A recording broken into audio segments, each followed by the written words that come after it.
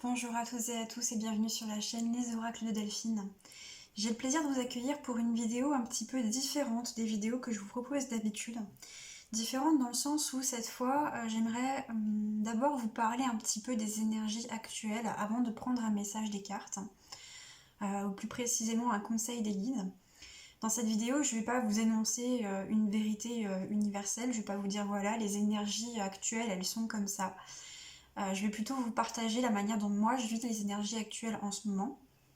Il y a des grandes tendances, mais chacun d'entre vous, vous vivez ça d'une manière en fait différente, hein, tout simplement en fonction de là où vous en êtes sur votre chemin d'évolution, de ce que vous avez à vivre, de ce que vous avez déjà parcouru, de ce qui vous reste à expérimenter, et puis de manière plus globale par rapport aussi à ce que vous avez choisi d'incarner sur cette terre pour cette vie. Donc qu'est-ce que j'ai envie de vous dire par rapport aux énergies actuelles? J'ai envie de vous parler un petit peu des énergies du collectif que moi je ressens de manière très lourde en fait et très très présente, voire même envahissante, invasive par moments. J'ai la sensation en fait parfois de ressentir les émotions, que ce soit la peur, que ce soit la colère, que ce soit la tristesse, du collectif par rapport à tout ce qui peut se passer en réaction aux actualités, hein, quelles qu'elles soient, qu'il s'agisse de ce qui se passe à quelque endroit de la planète et sur quelques sujets, pour peu que ça vienne vraiment ébranler tout le monde. Et ça peut être assez troublant, assez pesant. Pourquoi je vous parle de tout ça? Tout simplement parce que en échangeant autour de moi, je me rends compte qu'il y a pas mal de personnes qui vivent et qui ressentent les choses de la même manière. Et soit qu'ils l'ont conscientisé et auquel cas eh bien, c'est un peu plus facile de gérer, de se dire ok, ces émotions que je ressens là qui sont lourdes, ces fréquences qui sont basses, qui sont difficiles, qui m'amènent une tristesse, etc. Je sais d'où elles viennent et donc c'est un peu plus facile pour moi de les accepter et tout simplement les laisser passer, les laisser transiter sans m'y accrocher. Par contre, je sais qu'il y a aussi des personnes qui ont le ressenti de ce qui se passe, se sentent submergées aussi à plus ou moins forte intensité par ces émotions, mais qui savent pas forcément d'où ça vient, qui n'ont pas conscientisé finalement l'origine de ces émotions. Et là, ça peut être difficile. Ça peut être difficile parce qu'on peut avoir cette tendance à s'y accrocher, on peut avoir cette tendance à s'y identifier. Et ça peut venir vraiment nous plomber, ça peut venir nous fatiguer, ça peut venir nous fragiliser. Et donc j'ai envie d'apporter un petit peu mon partage de ce vécu là-dessus, parce que si ça vous parle, peut-être que ça vous permettra de vous apporter quelques clés de compréhension sur ce que vous ressentez, sur ce que vous vivez, et pour pouvoir justement vous alléger avec tout ça.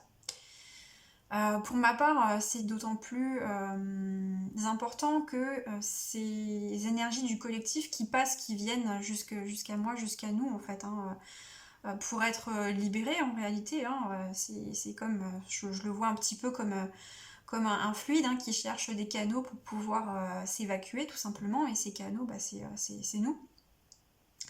Mais ça vient un petit peu se cumuler avec le travail qu'on fait sur soi, et notamment moi par exemple, le travail que je fais sur moi, d'évolution, de transmutation, de mes mémoires par exemple, de mes émotions qui ont pu être stockées, etc. Et ça vient faire un effet assez accumulatif qui peut ne pas être simple à gérer. Et donc c'est pour ça que j'avais envie de vous partager ça. Y a possibilité de vivre ça en fait de manière plus légère, hein, tout simplement en prenant conscience de ce qui se passe, en l'acceptant, en ne cherchant pas à rentrer dans une résistance, ni en rentrant dans le jeu de tout ça, parce que ça va venir alimenter finalement les parts blessées de notre ego. Et donc ici une clé qui vraiment peut vous aider par rapport à ça, si vous ressentez que ce que je vous dis ça vous parle, que vous le vivez également, c'est simplement de ne pas s'attacher à ces émotions. Vous dire ok, c'est vrai aujourd'hui c'est lourd, c'est pesant, aujourd'hui je ressens de la tristesse. Cette tristesse, soit je ne sais pas d'où elle vient, mais en tout cas je sens qu'elle est là, ou alors peut-être que je l'identifie à des causes dans ma vie, ça résonne en tout cas avec une tristesse que je porte. Je prends l'exemple de la tristesse, ça peut être la peur, ça peut être la colère, ça peut être d'autres choses. Et simplement dire ok, je reconnais cette émotion, elle est là, et c'est pas grave, ça va passer. ça va passer, et puis le simple fait de vous dire que ça va passer et de vous autoriser aussi à exprimer ces émotions, parce que le but là c'est pas de les refouler, sinon on les stocke. Si vous sentez que vous avez besoin d'exprimer une émotion par quelque moyen que ce soit par les larmes, que ce soit par l'activité physique, que ce soit par des biais qui vont être peut-être plus positifs et vous aider d'ailleurs à remonter toutes les activités créatives, quelles qu'elles soient, que ce soit le chant, que ce soit la musique, que ce soit l'écriture, la peinture, la couture, vraiment ce qui vous parle, ce qui vous anime, ce qui vous apporte de la joie, tout ça, ça va vous aider finalement à laisser passer ces fréquences à travers vous pour pas qu'elles s'accrochent finalement à vous. Et ça, c'est vraiment important. Rachel Labbé l'a souligné dans sa guidance et son soin d'hier, et je suis assez d'accord avec elle. On est très invité à revenir dans notre légèreté, dans notre joie. Et par rapport à ça, c'est vraiment important parce que c'est le fait de faire des choses qui vous procurent de la joie qui va vous permettre de pouvoir accueillir et de pouvoir transmuter toutes ces énergies, toutes ces fréquences, toutes ces émotions qui peuvent venir vous alourdir, faire que vous vous sentez fatigué, que vous avez envie de rien, que vous doutez même peut-être de ce que vous pouvez être en train de faire, même de vos projets de cœur parfois. Moi je sais que c'est ce que j'ai ressenti en fait, j'ai eu ce doute d'un seul coup, je me suis réveillée un matin et je me suis dit mais à quoi ça sert ce que tu fais et est-ce que vraiment ça va apporter quelque chose et puis finalement est-ce que tu en es vraiment capable, tout ça. Donc voilà, c'est de ne pas s'accrocher à ça et faire vraiment des activités qui vous font du bien. Ici ce que j'ai envie de vous dire c'est que moi je ressens un grand besoin, une grande importance de rester vraiment aligné, centré par rapport à mes valeurs, par rapport à ce que j'ai envie de créer dans ma vie, parce que en ce moment c'est comme si la matérialisation finalement de vos pensées, de ce que vous créez en fait énergétiquement parlant était comme accélérée. Ce qui fait que, et voire même amplifié, ce qui fait que plus vous allez nourrir des émotions, des ressentis, des pensées ressassées, des pensées négatives, et plus vous allez voir des situations bloquantes apparaître dans votre quotidien. Or, c'est pas ce qu'on veut. Donc il y a vraiment ce côté hyper important que je ressens de se centrer, de rester le plus possible dans l'alimentation de pensées positives, de joie, de gratitude et d'activités qui vont vous permettre de pouvoir mettre tout ça en œuvre. Ici aussi, un message que je ressens de vous faire passer, c'est en lien avec ça, mais c'est plutôt en lien avec le fait de se prioriser. Peut-être que vous avez autour de vous des personnes qui sont dans des phases difficiles, dans des phases de difficulté, et vous pouvez être tenté de vouloir les aider. C'est tout à votre honneur. Néanmoins, pour pas tomber dans le complexe du sauveur, je vous invite vraiment à vous poser la question, est-ce que cette personne vous a sollicité pour avoir votre aide? Et dans l'aide que vous allez apporter, même si ce n'est qu'un soutien, une écoute, qui sont des choses qui peuvent apporter énormément déjà, qui peuvent permettre de libérer beaucoup de choses, essayez d'être un petit peu votre propre baromètre et de toujours vous rendre compte, vous dire est-ce que là, je suis en train moi de m'épuiser, d'atteindre mes limites. Parce que l'équilibre en ce moment, il est ténu pour chacun d'entre nous. Et pour pouvoir vous maintenir dans des hautes vibrations qui vous permettent de vous sentir bien et de pouvoir continuer finalement à matérialiser ce que vous êtes venu matérialiser, à incarner ce que vous êtes venu incarner, il est vraiment important de ne pas perdre cet équilibre. Et peut-être que parfois, ça peut passer par des moments où vous allez avoir besoin de vous ressourcer et de vous prioriser par rapport à votre entourage. Parce que tout simplement vous ne pourrez supporter, aider, soutenir personne par la suite si là vous vous épuisez actuellement. Voilà, donc c'était des messages qui me paraissaient importants de vous transmettre avant de prendre un petit conseil. Pour ma part, ce que je ressens aussi, alors après, à vous de voir si ça c'est quelque chose que vous ressentez aussi ou pas. Peut-être que tout ce que je vous dis ça vous parle pas et que vous vivez les choses totalement différemment et c'est ok, chacun expérimente ce qu'il a expérimenté. Pour ma part, ce que je ressens, c'est une grande ambivalence entre le besoin d'action et le besoin de repos. Je sens une alternance très forte entre mes énergies yang et yin, qui font que j'ai à la fois envie d'avancer sur mes projets de cœur, que j'ai à la fois envie d'y injecter de l'énergie, d'y concrétiser des actions. Et en même temps, je sens que j'ai mon corps qui vient me dire attention, tu as une réserve d'énergie actuellement, tu avais prévu de faire ça, mais là il vaudrait mieux peut-être changer les plans, partir sur quelque chose de plus apaisant, de plus relaxant, de plus ressourçant pour pouvoir tenir sur la durée en fait. C'est un petit peu le message que mon corps moi m'envoie et la manière dont je le ressens.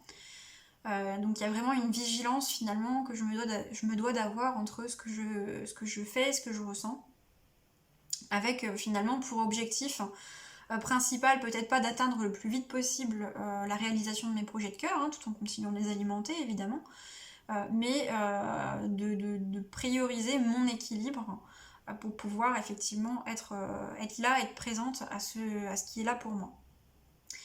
Voilà pour ce que j'avais envie de vous transmettre par rapport à ces ressentis des énergies actuelles. N'hésitez pas à me dire en commentaire si ça vous parle ou pas du tout, si vous vivez des choses comme ça, certaines parties oui, d'autres non, ou si vous les vivez totalement différemment. Ça m'intéresse vraiment d'avoir vos retours, vos retours d'expérience et vos échanges sur cette période qu'on vit qui est extrêmement riche.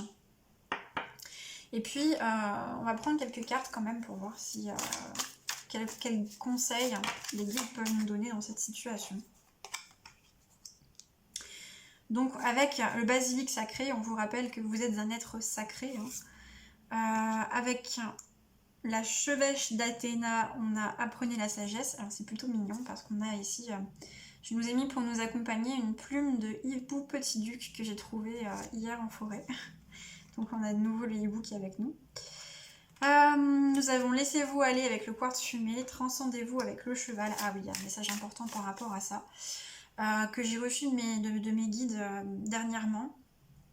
Il y a énormément d'agitation autour de nous avec tout ce qui se passe.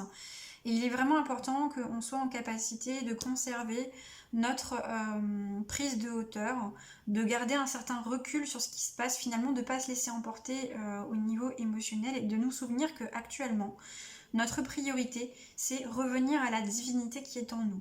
Ici, on nous parle de nous équilibrer entre nos énergies yin, nos énergies yang, mais on nous parle aussi de continuer ce travail, de continuer ce chemin de transmutation que nous avons commencé il y a plus ou moins longtemps, en fonction des personnes, et chacun a son propre rythme, mais de rester focus sur cet objectif principal en fait, qui est de revenir au sacré en nous, de revenir à notre moi supérieur, de l'incarner sur Terre pour pouvoir incarner ses fréquences. Et donc de ne vraiment pas se laisser submerger. On peut être tenté, vous voyez, comme cette divinité qui a des bras un peu partout, de vouloir être un peu sur tous les fronts. Vraiment, quand il faut faire une priorité, c'est soi et c'est votre évolution et votre retour à vous-même, votre centre sacré intérieur. Avec le quartz fumé, laissez-vous aller. Ici, on nous parle effectivement de ce que je vous disais tout à l'heure, avec ce côté avoir la sagesse aussi de ralentir lorsque c'est nécessaire. Ici, on ne nous demande pas de faire le marathon, ce ne sera pas constructif. Avec la bulle de protection de l'Aquile et millefeuille, ici, à nouveau, on vous parle de ce message qui est de préserver vos ressources, de prendre soin de vous en priorité. Et avec la sauge blanche, on vous parle de libérer la voie. Donc, oui, ici, un autre message qu'on me donne. Ça fait écho d'ailleurs à ce que disait Rachel Labbé hier, et je suis assez d'accord avec elle. C'est que ce travail de retour à soi que vous faites, de transmutation, quand vous vous reposez, vous laissez en fait les énergies passer. Vous laissez les anciennes fréquences vous quitter. Vous laissez les nouvelles fréquences plus élevées, les codes de lumière, s'intégrer dans votre corps. Et c'est une étape vraiment importante. Encore une fois, on nous rappelle l'importance de l'intégration dans ce processus d'évolution, de transmutation, de nettoyage intérieur que l'on est en train de faire. Et ce qu'on nous dit ici aussi, c'est que on ne pourra récupérer nos capacités, notamment nos capacités de clairvoyance, que en avançant sur ce chemin-là. Hein. Donc encore une fois, on vous invite vraiment à prendre soin de vous, hein, à tous les niveaux. Prendre soin de votre être sacré, de votre être supérieur. Prendre soin de votre corps. Prendre soin de tous vos besoins. Prendre soin de votre mental, de votre état d'esprit, de la manière dont vous vous ressentez à l'intérieur. Cultivez vraiment les énergies positives à l'intérieur. Et autorisez-vous à lâcher ce qui est prêt à être lâché, hein, puisque là on est vraiment en fait dans une grosse transformation, dans un passage, dans un changement de paradigme qui demande à ce que nous puissions ne plus contenir l'ancien, ne plus retenir l'ancien, et faire de la place finalement pour pouvoir accueillir ce qui nous correspond davantage et accueillir des choses beaucoup plus positives pour la suite. Hein. Ici également, on nous rappelle l'importance avec la tourmaline noire de l'ancrage.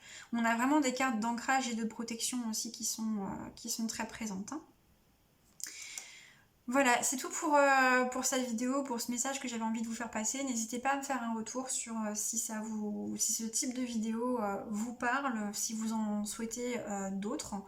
De toute façon, moi je ressens le besoin d'exprimer, donc je pense que j'en ferai d'autres. Et puis, on se retrouve dans d'autres vidéos pour les messages hebdomadaires, intemporels, les portails et les lunes. Je vous remercie, bonne journée, au revoir.